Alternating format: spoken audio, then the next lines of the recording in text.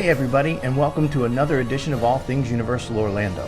Today, we're going to be looking at the top 5 movies that I think you should be watching before you visit Islands of Adventure.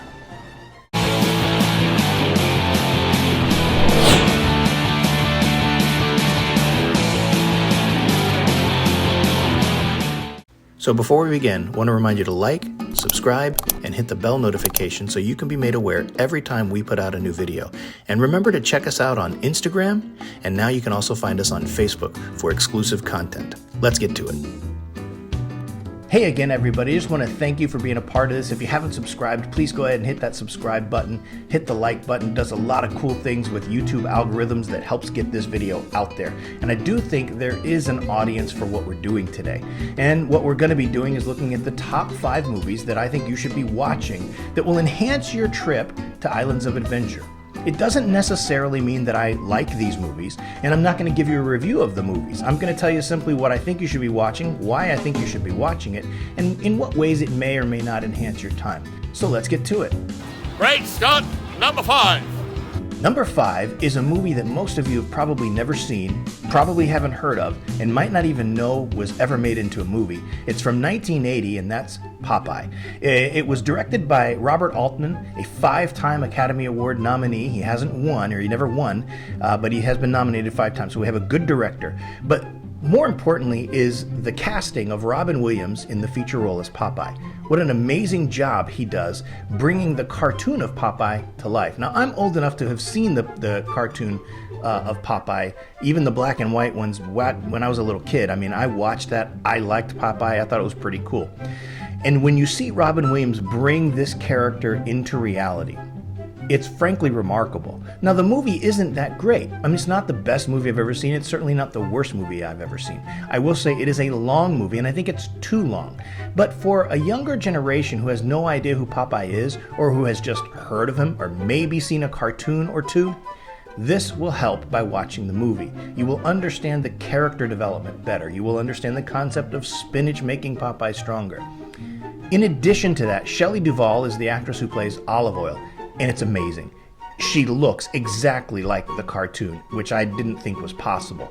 She has captured the essence of what makes Olive Oyl a great cartoon and turned it into a real-time character. It's unbelievable, frankly. Like I said, the movie isn't anything special, and I don't think that you're going to walk away saying, wow, what a great movie. But when you do attend Islands of Adventure, when you do visit there, and you go into Toon Lagoon, and you get on Me Ship the Olive, or you go on Bilge Rat barges, you will appreciate more than you have before had you not watched this movie. These are excellent attractions in that area. There's 2. There's Dudley Do-Right Ripsaw Falls, and then there's Popeye's Bilge Rat barges. I like Popeye's better. You get soaked on this ride, make no mistake.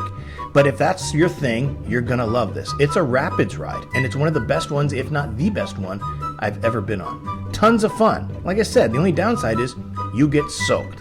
But in order to make that an even better experience, I want to encourage you to watch number 5 on my list, Popeye from 1980.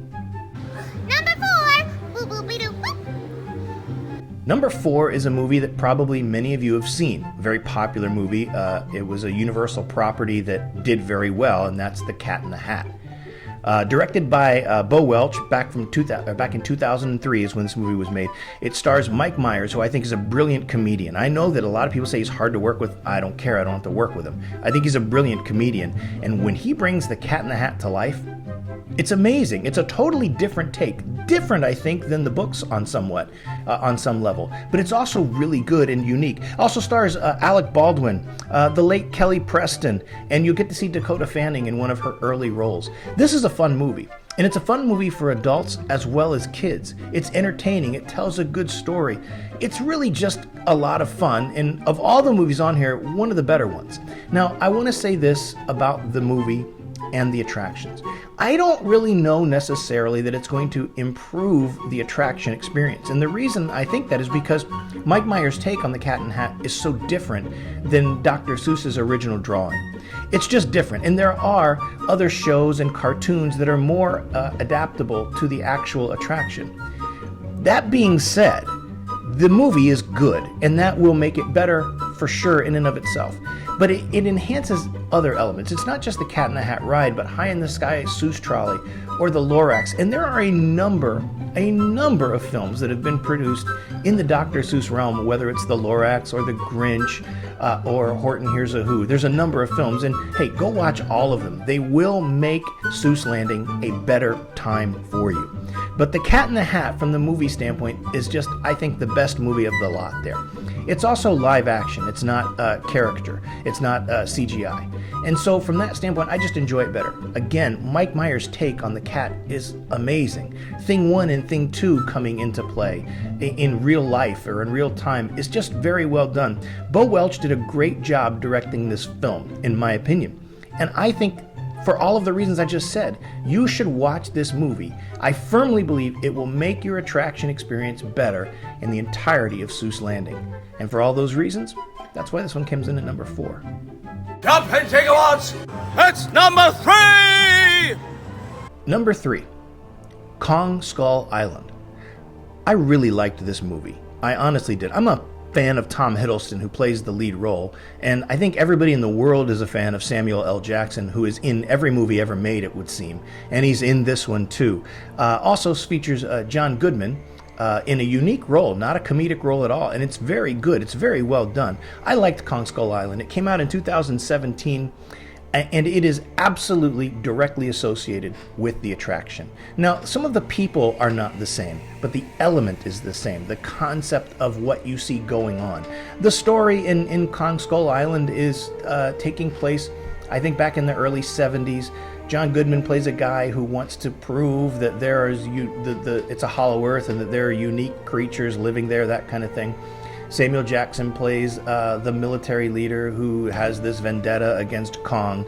And it also features a young Brie Larson in one of her earlier roles playing an anti-war photographer. It's a lot of things that wrap into one. Also, you'll see John C. Reilly stars in this film as a guy who's been on the island for a long time. I don't want to ruin this movie for you other than to say I thought it was excellent. I thought it was high action. I thought it was good drama. I thought it was well acted, well done, well directed. I liked everything about this movie, and it will absolutely enhance your attraction experience when you're there at Islands of Adventure. There's really nothing outside of Kong Skull Island. You come into it from Toon Lagoon, and then you go right into the Jurassic Park area. And so this as a standalone attraction, kind of in a standalone area, is really kind of neat when you tie this feature film into it. So I want to encourage you to watch this film. It's really very good. I think you'll enjoy it. Like I said, came out in 2017, was directed by Jordan Roberts. Worth your time. And for all of those reasons, Kong Skull Island comes in at number 3. Number 2! Now, I'm going to take a lot of flack for this one.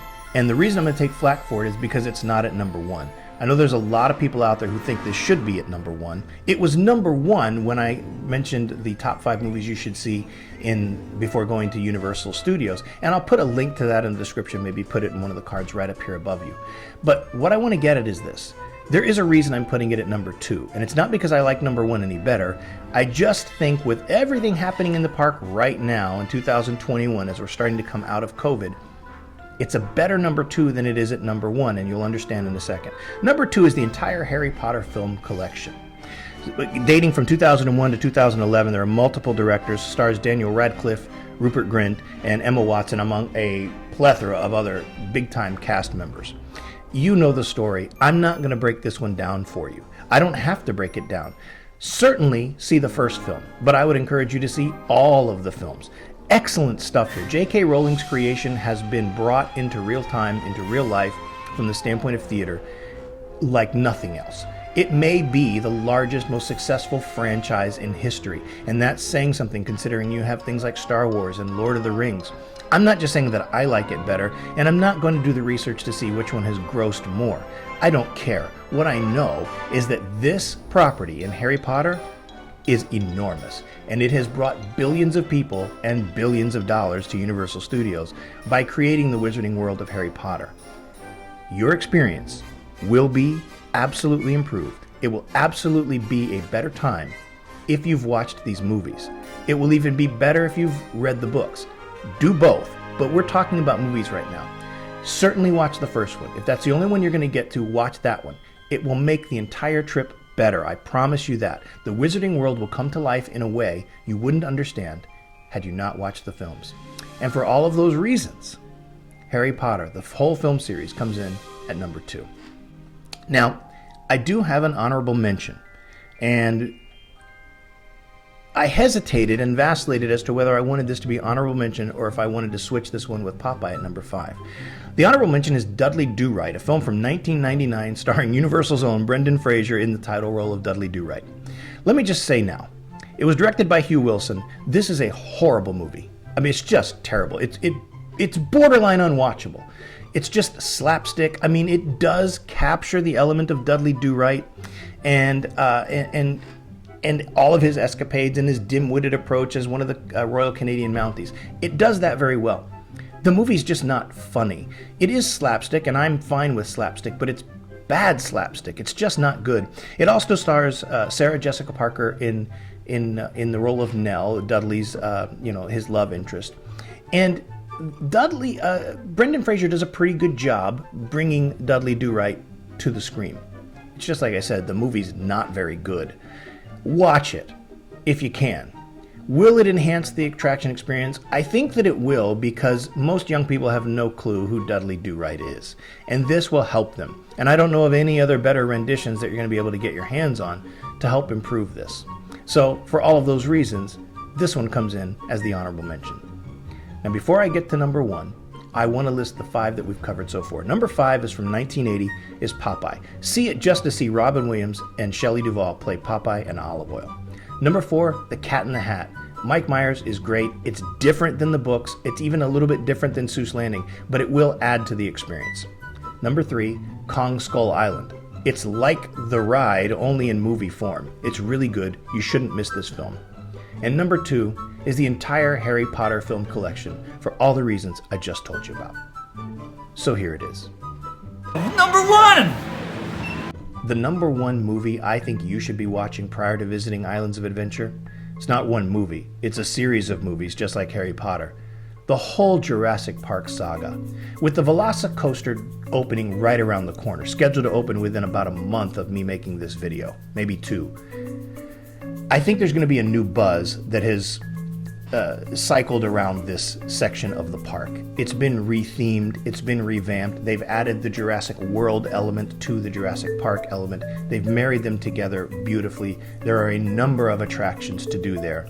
And I think watching these movies absolutely will enhance your experience every bit as much as it will with Harry Potter. The only reason this one edged that out is, well, Harry Potter was first when I did the Universal Studios side of things, and the Velocicoaster is just getting ready to come out, and I hear there's a new movie slated.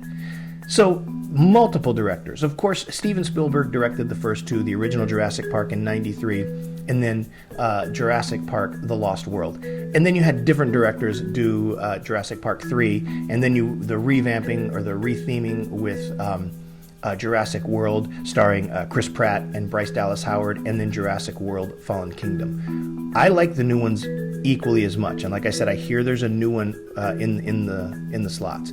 The first series of movies starred Sam Neill, Laura Dern, and Jeff Goldblum. Excellent movies. The CGI is exceptional, considering it was a new technology at the time. It was like nothing anyone had ever seen before in the theater. Here were these dinosaurs that have been extinct for years interacting with man, and it looked real. This is excellent movie making, and I don't really see any reason we should expect anything other than that from Steven Spielberg, who clearly has a unique bond with Universal Studios, and for that I'm really glad. Watch any and all of these movies prior to coming. When you go through the Jurassic Park area of the park, it's overwhelming at times. To me, it has the same element that you get when you walk into Diagon Alley. Maybe not as thrilling, maybe not as unique, but when you go into the huge doors coming from the Wizarding World side, or when you walk in through the foliage of the other, and seeing River Adventure or Pteranodon Flyers, and now the Velocicoaster, and then there's just so many things to do here. Do not miss the interaction, the Velociraptor meeting Blue, that character interaction. It's so good, so so fun, scary, and great and hysterical. It's wonderful. This is an amazing job that Universal has done, creating this area, maintaining its lifespan, and showing no signs of slowing and certainly no signs of weakening. As they bring in the Velocicoaster as it opens, my guess is it will overtake Hagrid as the top attraction there in Islands of Adventure. Maybe I'm wrong. I don't like Jurassic Park better than Harry Potter. I like the Harry Potter franchise better. But that being said, I'm super excited about the Velocicoaster. And for all of those reasons, the entire Jurassic Park and Jurassic World movie series is the #1 film series that I think you should be watching before you go to Islands of Adventure. Hey again, as always, everybody, thanks for watching. Don't forget to like and subscribe and to hit the bell icon so you can be made aware every time we put out a new video. Remember, as always, God bless you. Go bless somebody else today. Go do something amazing for somebody else. Expect nothing in return. And watch the amazing things that happen in your life. We'll see you.